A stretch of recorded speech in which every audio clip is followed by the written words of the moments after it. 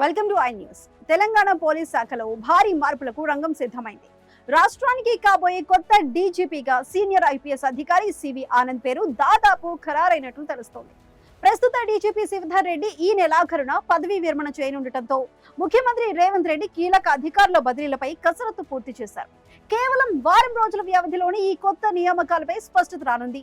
ఆ వివరాలు ఇప్పుడు స్పెషల్ స్టోరీలో చూద్దాం.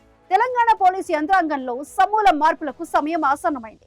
రాష్ట్రంలో కాంగ్రెస్ ప్రభుత్వం ఏర్పడి 2.5 ఏళ్లు పూర్తవుతున్న తరుణంలో శాఖను మరింత బలోపేతం చేసే దిశగా ప్రభుత్వం అడుగులు వేస్తోంది.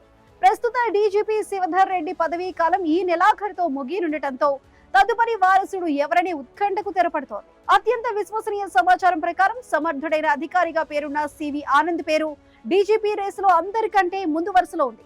గతంలో హైదరాబాద్ పోలీస్ కమిషనర్ గా ఇతర కీలక విభాగాల్లో ఆయన చూపిన పనితీరును పరిగణలోకి తీసుకుని హోంమంత్రి బాధ్యతలు కూడా చూస్తున్న సీఎం రేవంత్ రెడ్డి ఆయన వైపే మొగ్గు చూపుతున్నట్లు సమాచారం. కేవలం డీజీపీ నియామకం మాత్రమే కాకుండా డిపార్ట్మెంట్ లో కింది స్థాయి నుంచి పై స్థాయి వరకు భారీగా బదిలీలు ఉండబోతున్నాయని తెలుస్తోంది.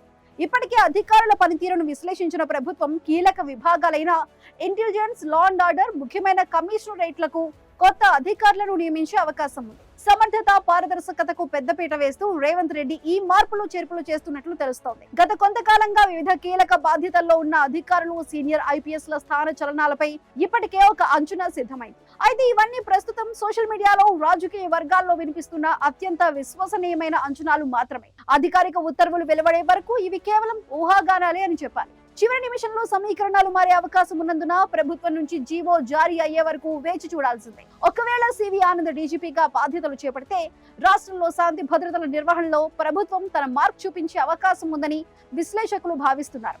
మొత్తానికి ఈ నెలాఖరులో తెలంగాణ పోలీస్ శాఖలో భారీ ప్రక్షాళన జరగటం మాత్రం ఖాయంగా కనిపిస్తోంది.